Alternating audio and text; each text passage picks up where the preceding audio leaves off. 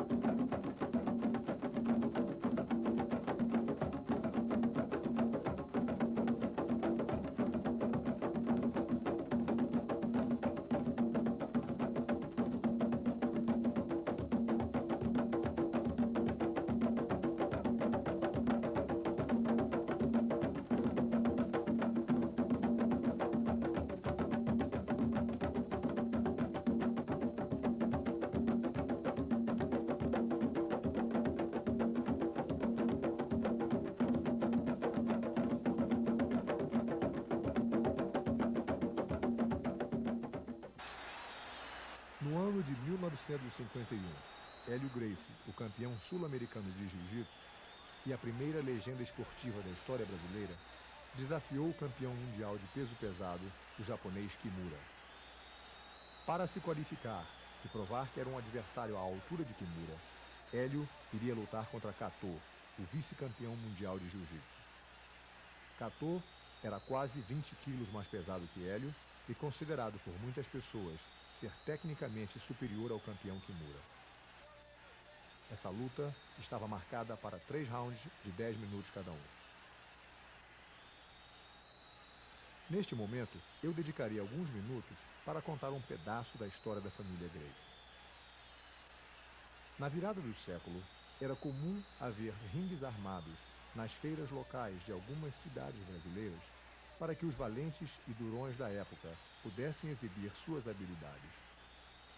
Não era raro que trupes internacionais se apresentassem com lutadores que demonstravam saltos bem coreografados e técnicas elaboradas, dando a eles o rótulo e a impressão de lutas reais. Entre estes foliões havia sempre o mocinho, alto e bem constituído, que impressionava todo mundo com sua elasticidade. E, claro, o vilão, que vencia todas as lutas, menos a última.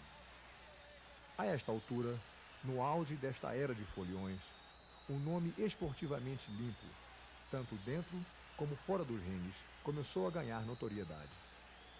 No início, com aquele nome escocês, ninguém pensava que fosse uma família brasileira. Porém, gradualmente, tornou-se conhecido que os Gracies não somente eram brasileiros da cabeça aos pés, mas eram mais do que isso. Eram de Belém do Pará, terra do açaí, na região do Amazonas.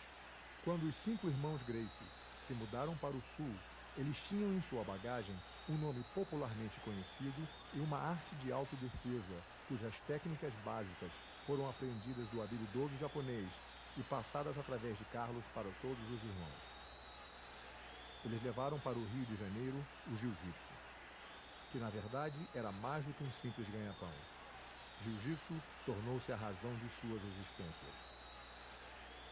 Carregando a técnica e a dignidade desse esporte como uma bandeira, a família Gracie iria escrever a primeira e mais longa página de vitórias esportivas em toda a história do país.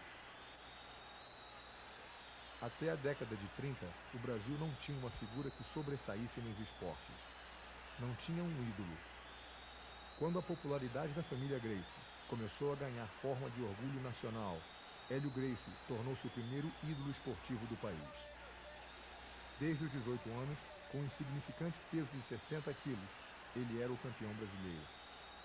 Por mais de 20 anos, a fim de manter o seu título de campeão, Hélio desafiou e lutou com adversários de todos os estilos e tamanhos, sob as condições mais adversas, tais como número ilimitado de rounds, às vezes meia hora cada round, com ou sem o kimono, isso não fazia diferença. Uma de suas lutas durou 3 horas e 45 minutos sem parar. Foi a luta do século. Pense nisso, ficar sentado em uma cadeira por mais de 3 horas é agonizante. Agora, imagine uma luta onde o seu adversário, que é 20 quilos mais pesado que você, está tentando te machucar e acabar com você fazendo o máximo que ele pode. Essa luta foi a luta mais longa da história da humanidade. A diferença de peso nunca foi uma razão para que nós não entrássemos num ringue e provasse o nosso ponto. Muitas vezes, nós lutamos contra adversários muito mais pesados. Meu tio Osvaldo, com apenas 60 quilos, lutou com João Baldi, que pesava 160 quilos. É uma diferença de 100 quilos. Meu tio o estrangulou em 2 minutos. Ainda haviam pessoas chegando no estádio e a luta já havia terminado. Quando a revista Seleções, do Reader Digest, em abril de 1943, publicou uma matéria sob o título Boxe contra o Jiu-Jitsu numa luta de morte, na qual um boxer tinha nocauteado um lutador de jiu-jitsu, Hélio Gracie imediatamente procurou o maior jornal da época, declarando que ele estava disposto a provar a superioridade do jiu-jitsu e se propondo a lutar com 5 boxers na mesma noite. Ele nunca recebeu uma resposta. Durante sua carreira de lutador, Hélio também desafiou Primo Carnera, Edgar Charles e o legendário Joe Louis. Todos eles se recusaram a lutar boxe contra o jiu-jitsu. Nós temos recortes de jornais que cobrem mais de meio século. É um testemunho incrível desta cruzada esportiva. Agora, vamos voltar a esta luta. Catô aplica uma bela queda, levando Hélio para o chão. Ao cair no chão, a primeira preocupação de Hélio é procurar botar Catô dentro de suas pernas, ou seja, dentro de sua guarda.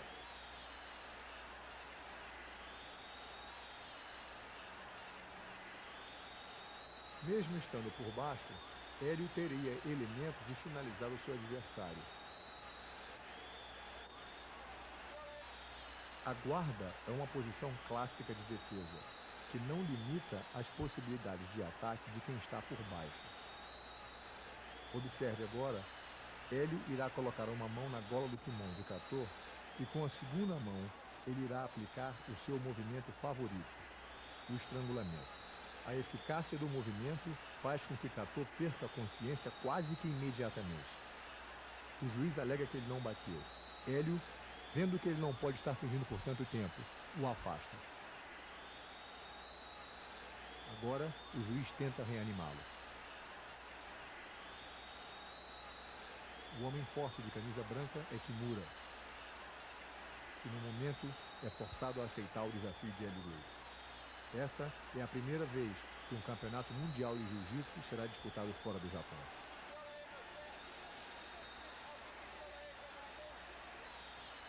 Este é Kimura, o melhor lutador de jiu-jitsu que o Japão já produziu. Por 5 anos, ele foi o campeão mundial. Seu adversário, o campeoníssimo Hélio Gracie. Além de 9 anos mais jovem, Kimura era 40 quilos mais pesado que Hélio. Devido à tremenda diferença de peso, Kimura declarou para os jornais que se Hélio conseguisse resistir a ele por 3 minutos, deveria ser considerado o vencedor. Infelizmente, só temos 2 minutos de filme de uma luta que durou 13 minutos. Hélio nunca esperava vencer Kimura. A razão pela qual ele quis lutar era para ver se o campeão mundial poderia surpreendê-lo tecnicamente. A conclusão que Hélio chegou foi que se fosse na mesma categoria de peso, ele teria vencido a luta. Os japoneses sempre quiseram esconder do mundo ocidental suas técnicas tradicionalmente eficazes de jiu-jitsu. Esta é que é a origem do judô, que é simplesmente o aspecto de equilíbrio do jiu-jitsu. Hélio, sem nunca ter saído do Brasil, elevou os padrões do jiu-jitsu que aprendera a um nível superior. Ele impressionou tanto ao campeão Kimura com as técnicas que demonstrou que, após esta luta, Kimura foi pessoalmente à Academia Gracie convidar Hélio a ensinar na academia número 1 do Japão. Após refletir, Hélio recusou. Hoje, Hélio Gracie ainda ensina jiu-jitsu e é reconhecido mundialmente como uma legenda viva.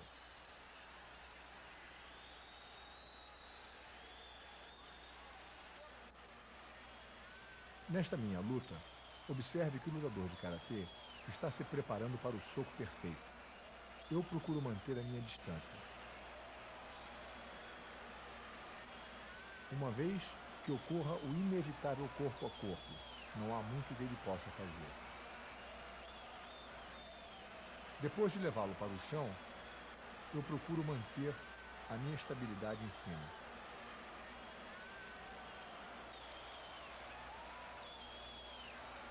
Não tenho pressa e procuro a posição da montada. Ele, por não ter consciência do que fazer, fica se debatendo desesperadamente. Meu tio Carlos Gracie. Observe que quando está por baixo, o adversário não tem como acertar a pessoa de cima. Porém, eu posso acertá-lo de cima para baixo. Agora eu coloco uma mão na gola e me preparo para completar o estrangulamento.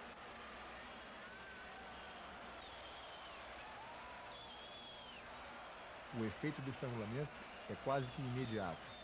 Observe as pernas dele esticando e, ao acordar, ele não sabe o que aconteceu.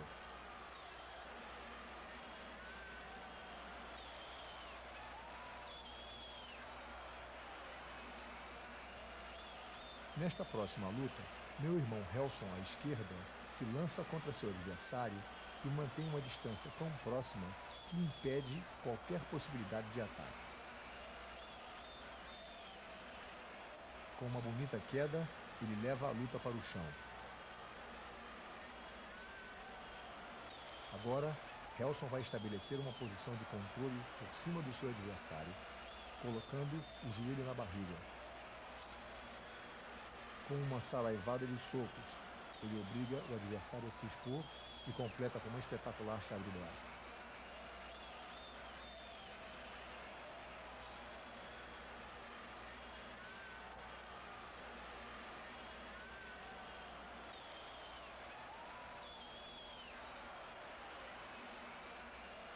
Neste próximo combate, meu irmão Hollis, à esquerda, irá enfrentar um adversário que é muito mais pesado.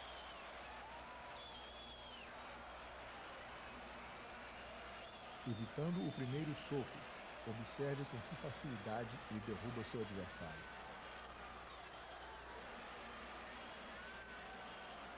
Ele agora vai estabelecer por cima a sua posição de controle.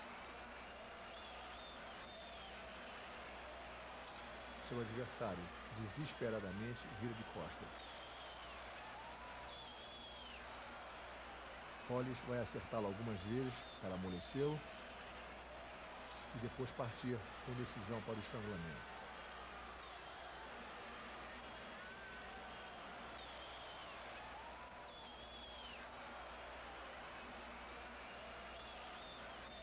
Uma vez que esteja encaixado corretamente, é só uma questão de tempo.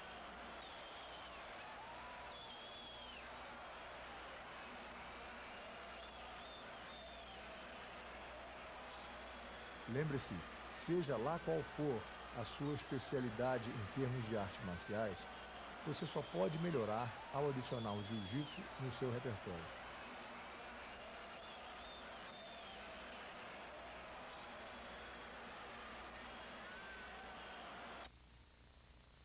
Agora assistiremos meu irmão Rickson numa luta com o ex-campeão peso pesado de luta livre olímpica, que atualmente ensina na Califórnia. Como lutadores de luta livre estão acostumados com o corpo a corpo, eles possuem um bom senso de equilíbrio. Velocidade e força são qualidades comuns neste tipo de esporte. Lutadores de luta livre normalmente têm uma vantagem sobre os adversários que se limitam a socos e chutes, devido à sua familiaridade com luta de chão. O objetivo da luta livre olímpica é imobilizar o adversário de costas no chão por alguns segundos a fim de se ganhar a luta. A luta livre não contém chave de braços, chave de pé e outras finalizações clássicas que estão disponíveis no jiu-jitsu. O jiu-jitsu, por sua vez, possui uma variedade de recursos tão vasta que, mesmo estando por baixo, seu praticante tem elementos necessários para conquistar a vitória.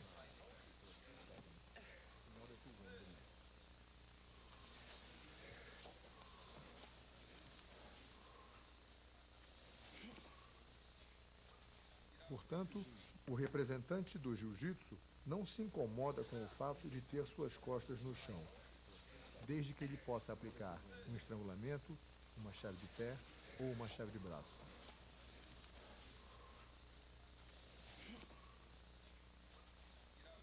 A luta livre olímpica é um grande esporte, mas o jiu-jitsu é mais objetivo para a defesa pessoal. Aqui veremos mais um exemplo que, sabendo o jiu-jitsu, você pode dominar o seu adversário de uma maneira humana sem ter que machucá-lo. O jiu-jitsu, quando praticado corretamente, dará ao seu praticante uma autoconfiança que aumenta a sua tolerância. Sempre que possível, a gente deve finalizar uma luta sem machucar o adversário.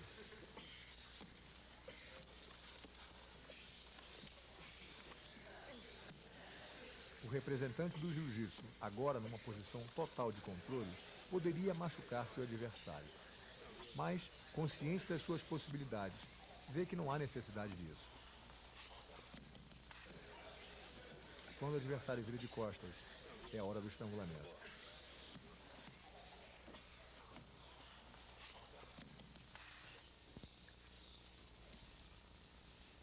Este meu próximo adversário de camisa vermelha é um instrutor de Hapkido que queria testar seu estilo contra a eficiência do jiu-jitsu. Enquanto ele procura a posição ideal para o ataque, eu me mantenho seguramente fora do seu alcance.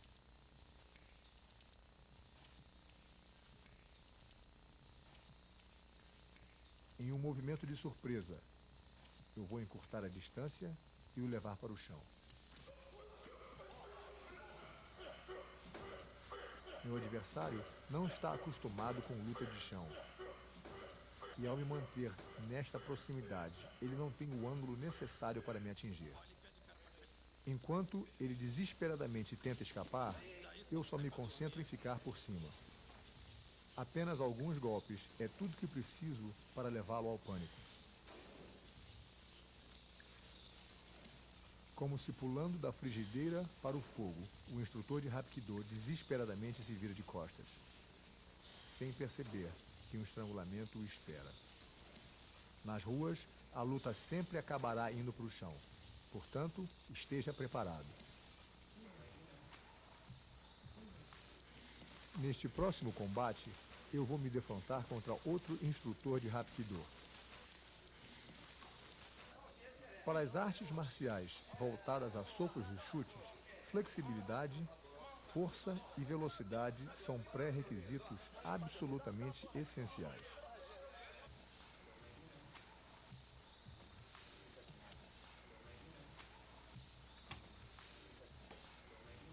Observe que assim que eu entro no clinch, o instrutor de Hapkido está sem o seu principal elemento de ataque, a distância ideal.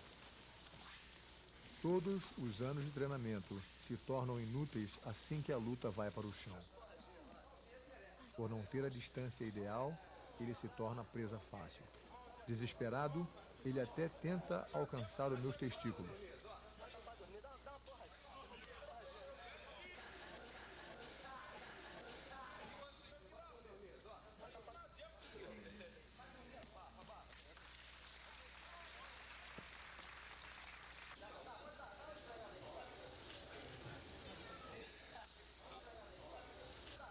Quero uma revanche, e eu imediatamente encurto a distância e o levo para o chão. Estabeleço a posição de montada, tornando-o totalmente vulnerável. A principal vantagem desta posição é que eu posso atingi-lo, mas ele não consegue me alcançar. Enquanto se debate, ele expõe o braço. Eu poderia ter aplicado uma chave de braço, mas preferi o estrangulamento.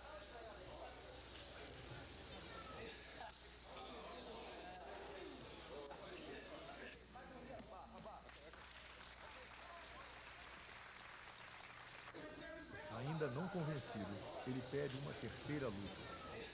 Esse adversário está tendo problemas em entender que seus golpes não são tão eficazes como ele imaginava que fossem.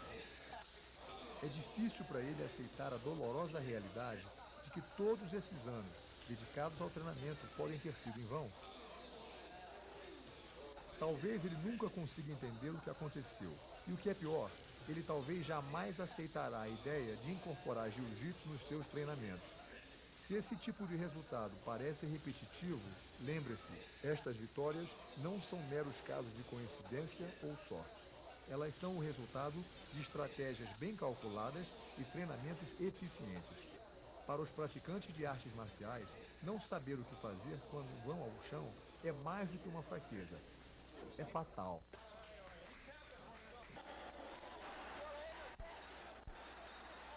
Nesta próxima luta, o lutador Zulu, que pesa quase 100 quilos e tem mais de 100 vitórias no seu currículo profissional, vai enfrentar meu irmão Rickson, pesando 80 quilos em sua segunda luta profissional.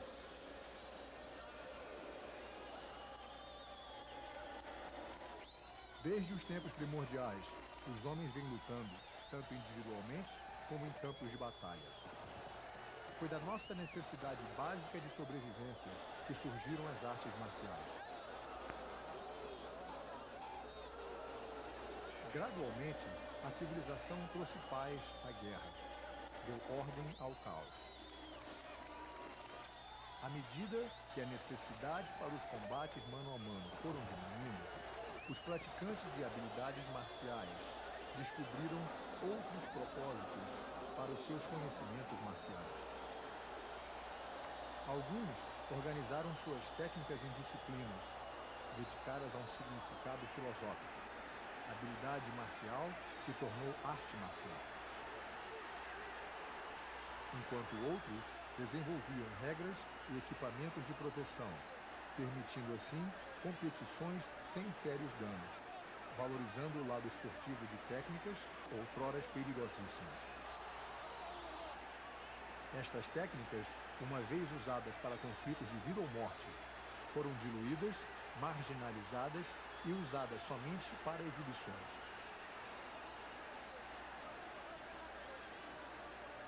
É um grande erro comparar um campeão de boxe, luta livre ou qualquer outra arte marcial, não importa quão seja a sua popularidade, com um lutador completo.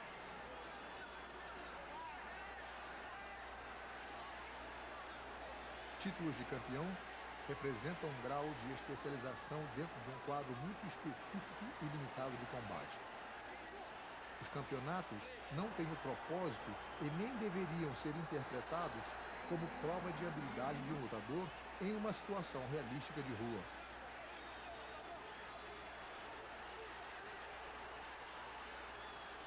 A realidade da briga de rua pode ser bem exaustiva e você deverá estar preparado ao máximo para que possa lidar com este tipo de eventualidade.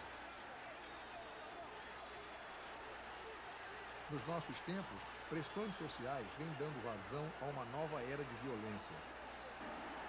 A perspectiva de ataques pessoais hoje é maior do que em qualquer época deste século.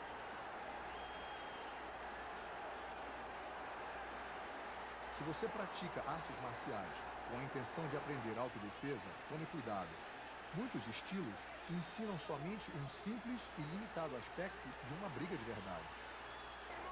Alunos desses estilos se graduam acreditando que eles adquiriram as habilidades necessárias para lidar com uma situação de vida ou morte. Muitas, e às vezes tragicamente, descobrem tarde demais que as técnicas estão bem longe da realidade de um combate de rua. Imagine que seu adversário seja 30 quilos mais pesado e um palmo mais alto que você. Mesmo que quebre o nariz dele com um soco perfeito, ele provavelmente continuaria a brigar. E se ele te joga no chão, senta em cima de você e começa a te socar, o que você faria? Lembre-se, na rua não há juízes para salvar a sua pele.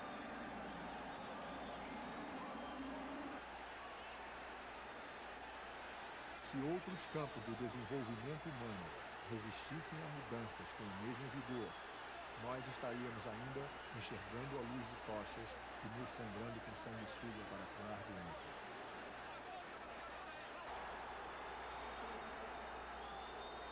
O único teste verdadeiro para avaliar uma arte marcial deveria ser sua eficácia em combate.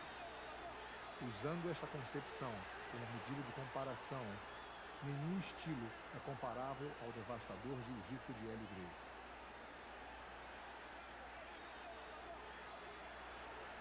Quando eu fui para os Estados Unidos, no fim dos anos 70, eu tinha o sonho de fazer o método de ensino da Academia Gracie conhecido no mundo todo.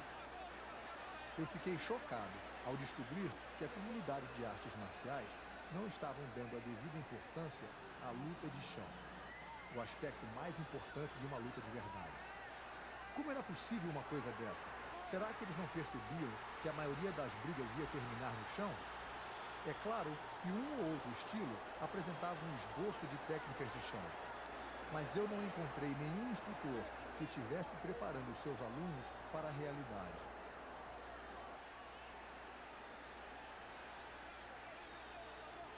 Se a sua arte não encarar a luta de chão como uma situação altamente perigosa, como é que você pode estar preparado? É como se existisse um vácuo no coração da comunidade de artes marciais. Um vazio que tem sido perigosamente ignorado.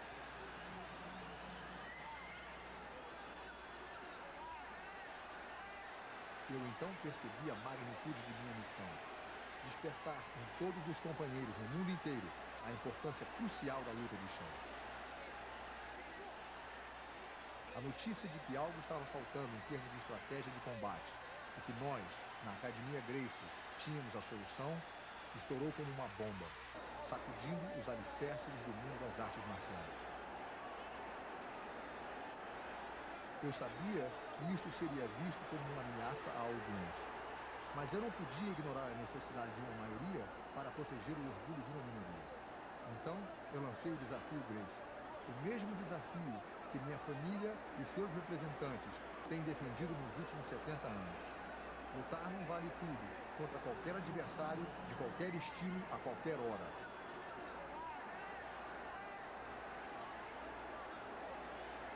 O objetivo do nosso desafio não é nos promover como os melhores lutadores do mundo. Ao invés disso, a nossa intenção é mostrar, usando padrões científicos, que as técnicas e estratégias do jiu-jitsu são consistentemente superiores a qualquer outro estilo.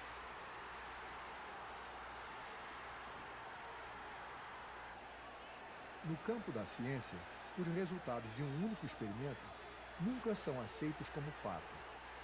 Padrões científicos insistem que uma experiência precisa ser repetida muitas e muitas vezes e cada repetição precisa produzir os resultados idênticos antes que uma fórmula ou teoria seja aceita.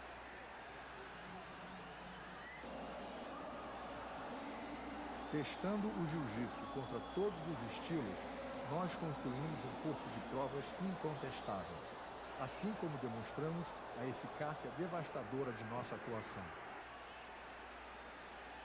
E o mais importante é que temos feito isso há mais de 70 anos. No Oriente, esse tipo de desafio era comum nos velhos tempos.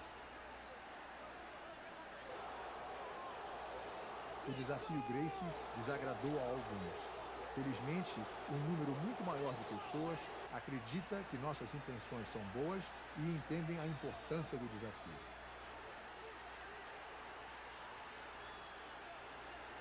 O desafio ganhou o respeito de todos aqueles que procuram por um sistema de luta real e honesto. O desafio Gracie é uma questão moral. Ele precisa existir, pois isso representa a confiança absoluta que nós temos em nosso sistema. Nosso objetivo em continuar o desafio é expor a realidade de uma luta verdadeira. Verdade é a qualidade que nos move para frente, expande os nossos horizontes e, por fim, nos liberta. Não devemos nunca temê-la. Aqueles que têm medo, temem porque talvez tenham algo a esconder. Talvez eles se preocupem que a luz implacável da verdade expõe os seus erros, ou pior ainda, a deliberada falsidade em seu próprio ambiente. Eu quero deixar bem claro que nós respeitamos todas as outras artes marciais. Cada uma delas tem seu ponto forte. O próprio jiu-jitsu é uma combinação de diferentes estilos. Porém, nós sentimos que individualmente elas têm suas limitações, em termos de eficiência e praticidade. Como eu disse, quando eu fui para os Estados Unidos pela primeira vez, não havia nada sendo ensinado sobre luta de chão. Desde então, tem sido muito gratificante conhecer e educar milhares de praticantes de artes marciais que vieram até nós em busca do que há de melhor em termos de autodefesa. Também tem sido incrível assistir à avalanche de charlatões que se apressaram em tirar vantagem da repentina demanda pela nossa eficaz luta de chão.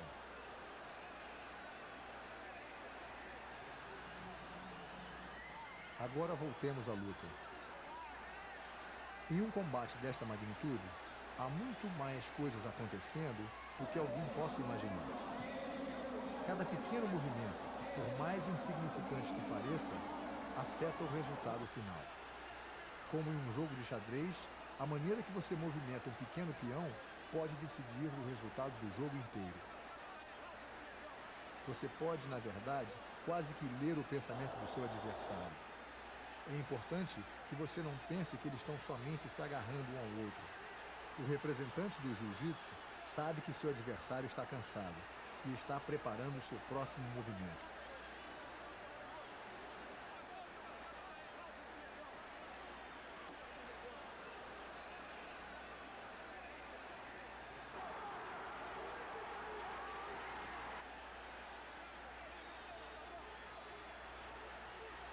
Aqui, o Rickson está tendo o cuidado de manter o seu adversário próximo para que ele não possa ser atingido.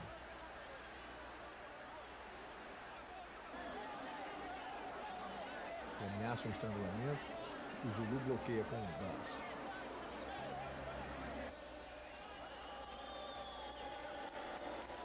Observe o movimento de quadril. Ele recua e vai passar pelas costas do seu adversário.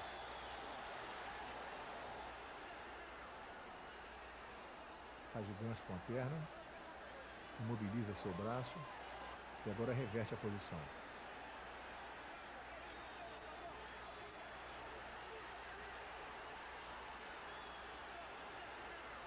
Como uma sucuri da Amazônia, ele domina sua presa. O fim está próximo. Na sua última tentativa, desesperada de fuga, ele ataca os olhos de Rickson. Mas a pressão no seu pescoço faz com que ele se entregue.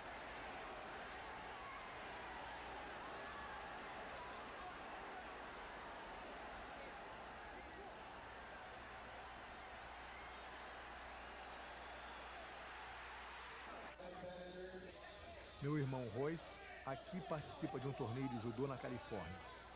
Assim que seu adversário se joga para fora do ringue com o intuito de parar a luta, ele é arrastado para dentro. O juiz, no entanto, faz sinal para recomeçar a luta. O judoca tentará escapar novamente. Royce, desta vez, o mantém dentro da área de luta. Assim, a luta não terá que ser interrompida.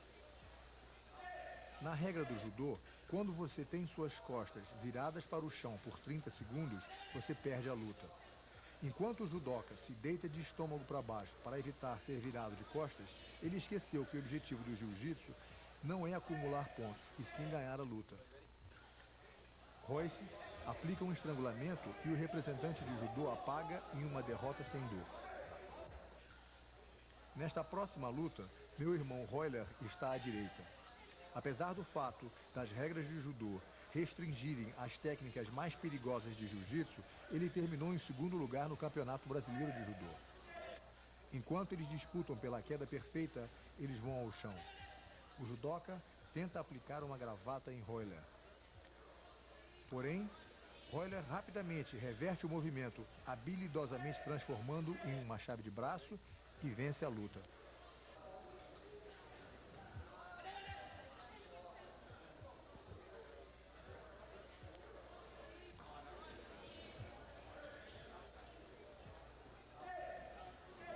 Este é um campeão russo de judô, que também treinou boxe. Ele queria testar sua eficiência num confronto similar a uma briga de rua. Observe que até mesmo um judoca, homem que conhece corpo a corpo, está vulnerável a ser levado para o chão quando tenta bater. Virar de costas é a pior coisa que se pode fazer contra um lutador de jiu-jitsu. Mais uma vez, os tapas vêm no lugar de pancadas que poderiam ser muito mais perigosas. Com um rápido estrangulamento, a luta termina.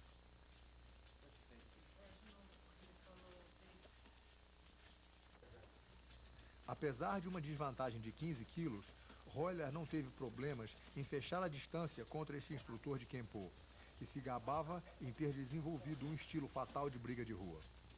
Ele pretendia testar o seu sistema contra o jiu-jitsu, para então escrever um artigo para uma revista de artes marciais sobre a sua experiência. O artigo foi depois editado em abril de 92. Como você pode ver, o representante de Kenpo não teve a menor chance. Uma vez que ele é levado para o chão, ele simplesmente não sabe o que fazer. Após algumas pancadas, ele é lembrado que ter limitado seu treinamento somente a socos e chutes o deixou completamente sem defesa contra a dolorosa realidade da luta no chão. Incapaz de escapar do ataque de Royler, ele se rende.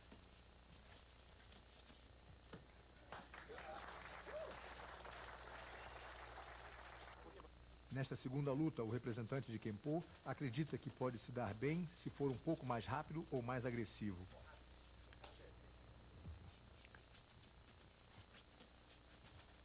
Royler, como sempre, fecha a distância, leva a luta para o chão e agarra sua presa.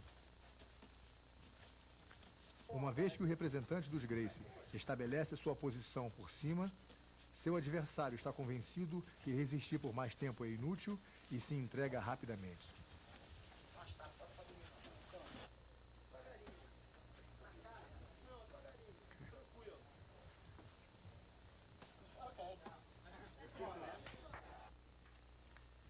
Este homem vestindo calção amarelo é um expert em Kung Fu, com 15 anos de experiência e dito ser imbatível. Ele tem uma vantagem de 15 quilos sobre o Royce. O lutador de Kung Fu está contando com seus ataques para evitar de ir para o chão. É quase impossível para uma pessoa que é exclusivamente treinada com socos e chutes evitar ser embrulhado e jogado ao chão por um praticante de jiu-jitsu. Ao caírem, ele agarra Royce pelo pescoço.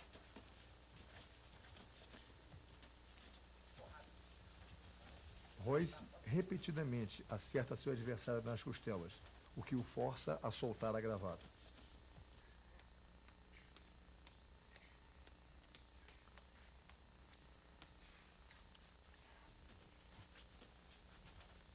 Royce mantém sua posição por cima.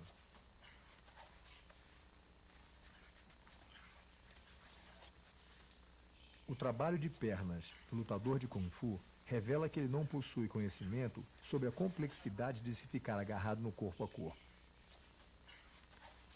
Royce está com calma para estudar a situação e escolher sua posição ideal. A esta altura, ele poderia facilmente aplicar um estrangulamento e acabar com a luta, mas preferiu não fazê-lo. Este adversário, sem dúvida alguma, está em ótima forma física.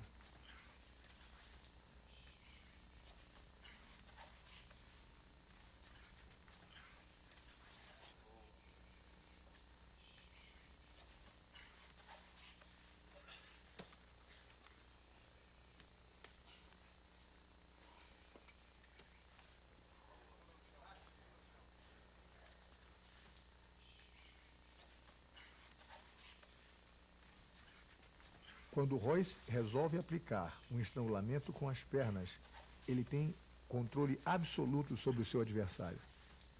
Ao invés de terminar a luta, ele controla seu oponente aplicando a pressão suficiente para que ele não consiga escapar. O Royce não tem pressa e escolhe onde e quando quer bater. O representante de Kung Fu está totalmente sem recursos. Ele já está com falta de ar e não consegue impedir os socos. É uma sensação horrível.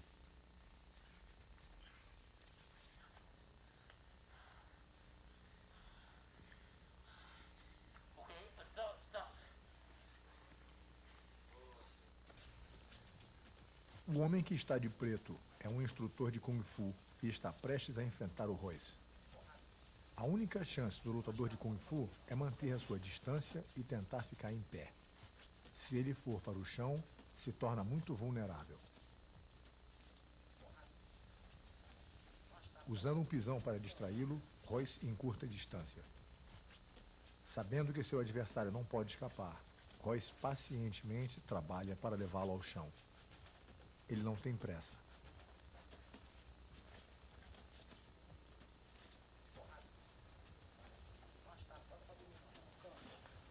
O lutador de jiu-jitsu se torna tão confiante na sua habilidade em lidar com qualquer aspecto de uma luta que ele é capaz de manter uma atitude calma e racional. Assim como o gato brinca com o rato, o Royce aqui tem a oportunidade de machucar seu adversário seriamente. Porém, ele apenas dá uns tapas, uma maneira humana de demonstrar a superioridade do nosso sistema.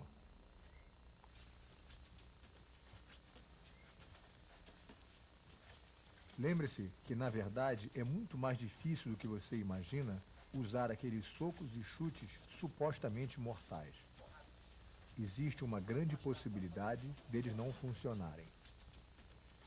A diferença entre o jiu-jitsu ensinado na Academia Gracie e as outras artes marciais, incluindo outros estilos de jiu-jitsu, é que o processo de evolução do nosso método de ensino é resultado de uma vida inteira dedicado ao aprimoramento do jiu-jitsu pelo grande mestre Hélio Gracie.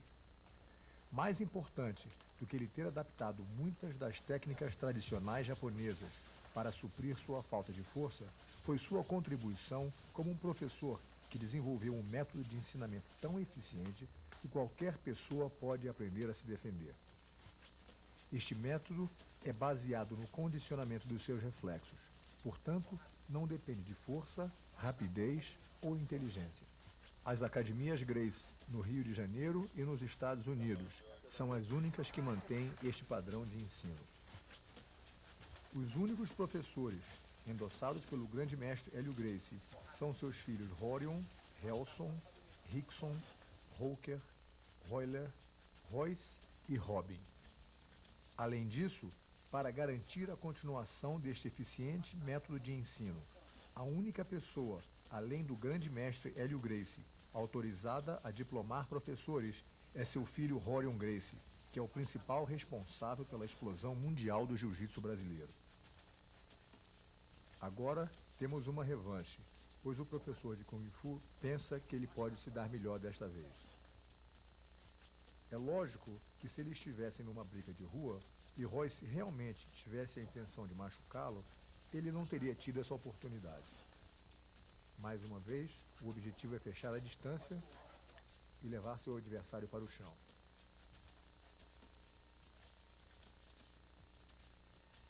Sem pressa, o cuidado de Royce é manter a posição de controle.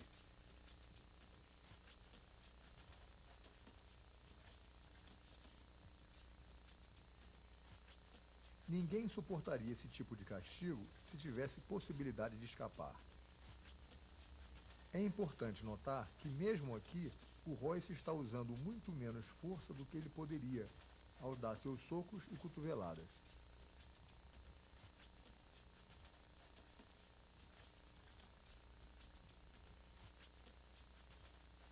A esta altura, ele sabe que seu adversário não tem como escapar.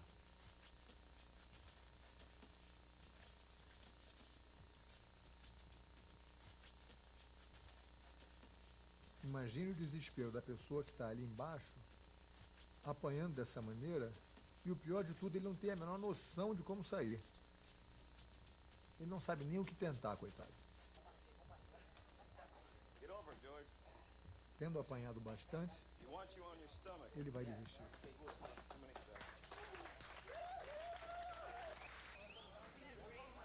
Nesta minha luta que aconteceu na Califórnia, meu adversário é um ex-campeão de kickboxing. Observe que ele fez questão de colocar vaselina em todo o seu corpo, fazendo com que seja mais difícil para eu agarrá-lo. O esparadrapo que ele tem nas mãos deveria ser usado por baixo das luvas. Quando é usado dessa maneira, aumenta perigosamente o poder dos seus golpes. Para evitar que ele escape, eu decidi cercá-lo contra as cordas do ringue. Observe que ele se agarrou nas cordas para não cair. Isto faz com que ele seja um alvo fácil. Como eu sabia que essa luta ia ser transmitida pela televisão, eu não queria dar a impressão para o público de que a única alternativa do jiu-jitsu fosse a violência da pancadaria. Portanto, eu não tive pressa de levá-lo para o chão. Afinal, uma luta possui outros elementos além de socos e chutes.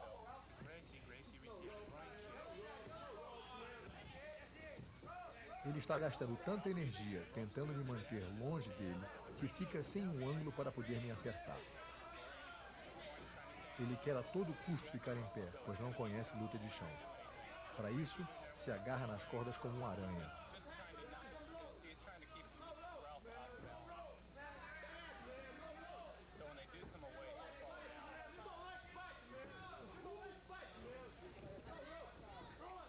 Agora, eu irei tirá-lo do canto e levá-lo para o chão.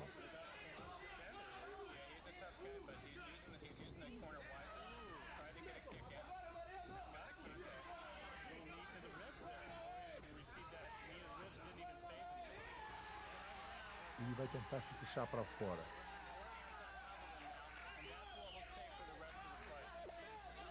Usa as cordas, inclusive seu pé enganchado ao lado de fora do ringue. Como estávamos comparando estilos, havíamos concordado previamente que a luta não seria interrompida de forma alguma. Agora, eu tenho que dar um soco para obrigá-lo a virar de costas. E a vaselina que ele tinha aplicado no seu corpo acabou facilitando que as minhas mãos escorregassem pelo seu pescoço para o estrangulamento final.